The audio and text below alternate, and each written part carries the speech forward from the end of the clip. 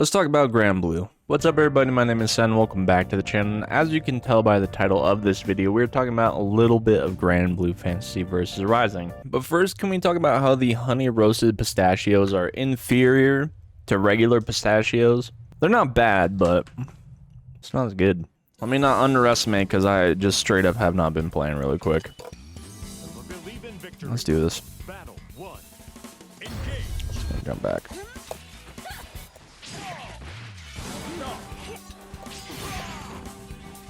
Oh, he really almost let me run in like that.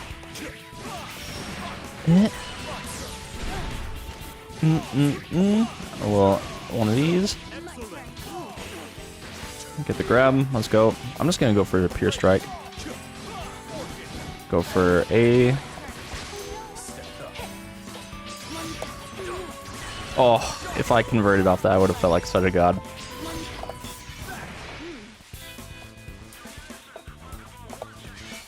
Fireball. Okay, nice. I have no more gems. We just gotta play good Granblue right now.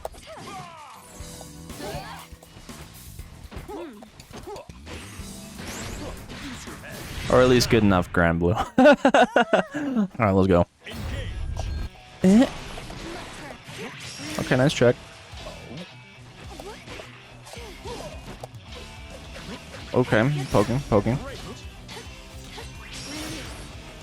Oh, I thought she would cross up for sure. No.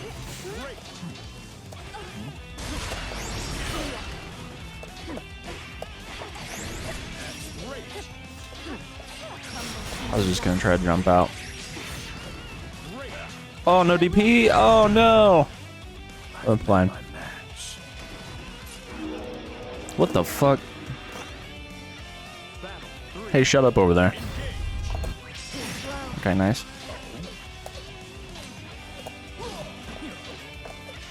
I didn't get my standing B. Oh, what? Oh my god. Nice, good block.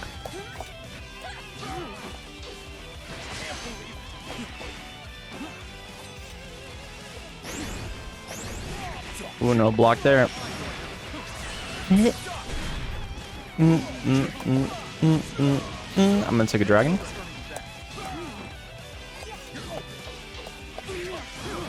Jump out, go ahead.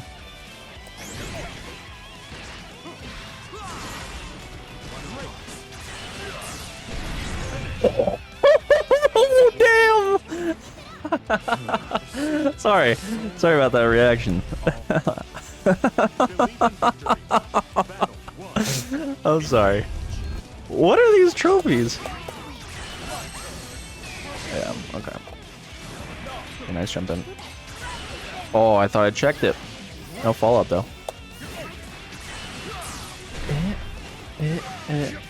Oh my god, the damage is crazy.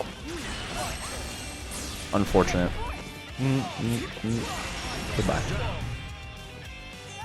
Damn, he ran out of gems. Yeah, running out of gems is such a checkmate situation. Or at least it feels that way. Like, your opponent has to be really on it as far as spot dodging.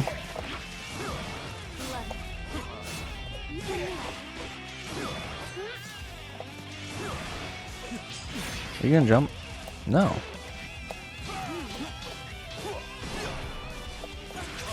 Unfortunate.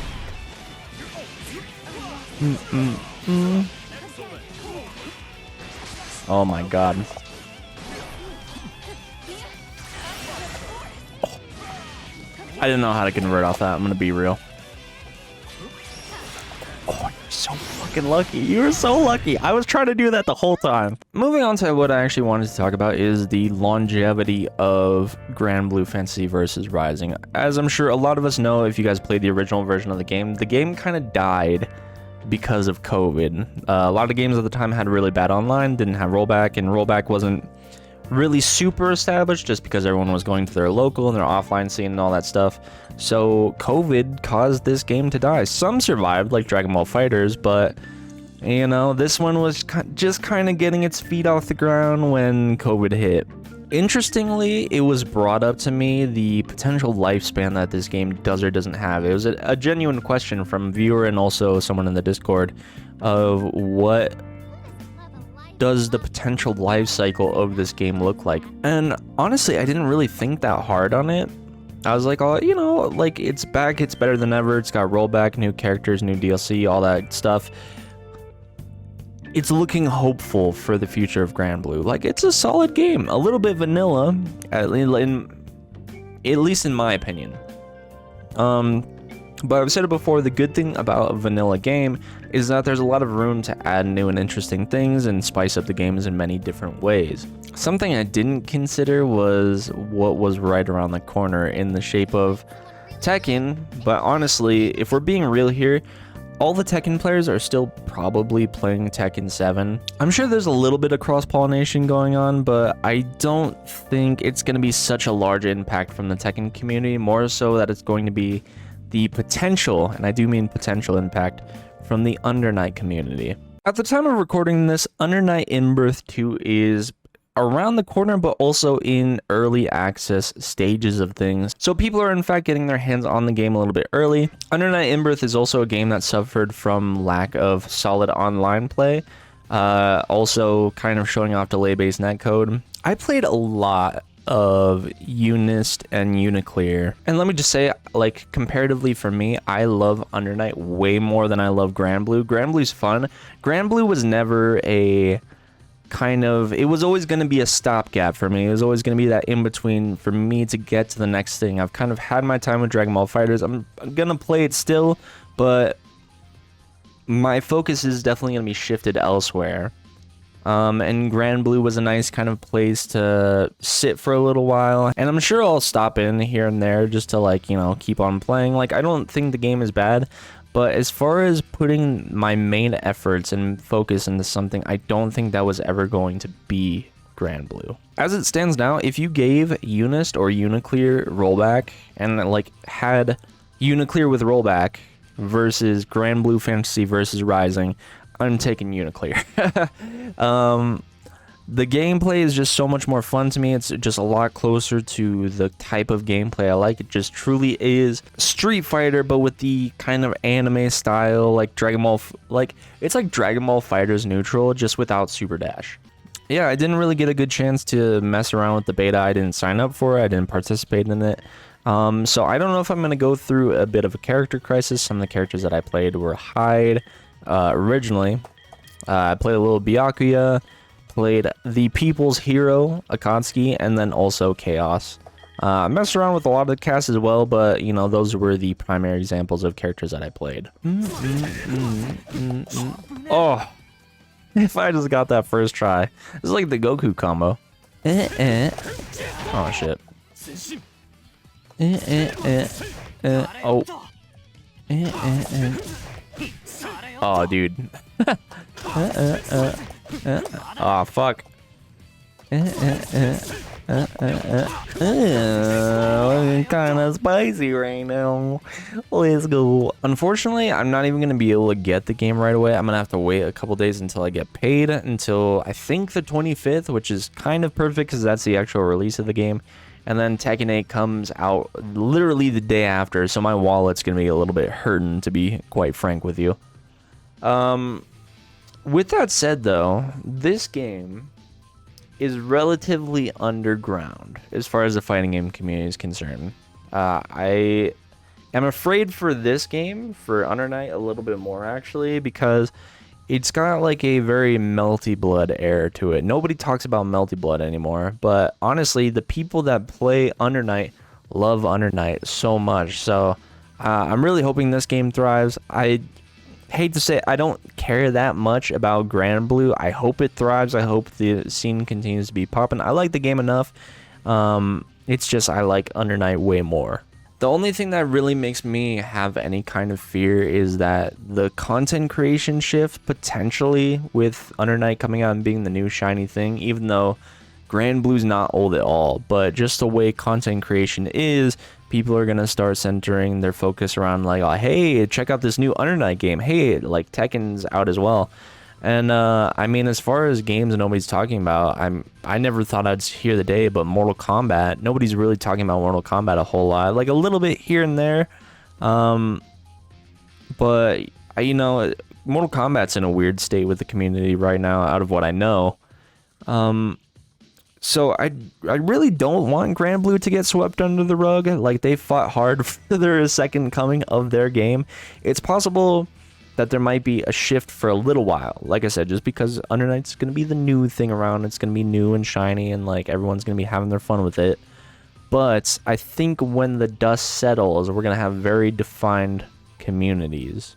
We're going to have our Under Night players, we're going to have our Granblue players, we're going to have our still MK players, and then Street Fighter. Honestly, funnily enough, Street Fighter has been the thing that I've really been considering diving into a bit more hardcore. The only coin flip with that, unless I really fall in love with Under Night, but the only kind of other side of the coin to that situation would be Guilty Gear. I've been like quietly interested in getting back in a bit more serious into Guilty Gear, because I love Guilty Gear a lot. I haven't been playing it. I've been dividing my attention elsewhere, but it's something I've been seriously considering in the background. And then I'm just off of the back of not too long ago playing some Street Fighter for my second channel, my shared channel, Dual Shock. You guys should absolutely check it out. And yeah, man, just I had so much fun playing Street Fighter, and I did surprisingly well. I got Diamond. I got placed in Diamond with Cammy. And yeah, lots to consider in the fighting game space. I never thought I'd have to make so many decisions. Like, for the longest time, I thought I would be a hardcore ride or die Dragon Ball FighterZ player.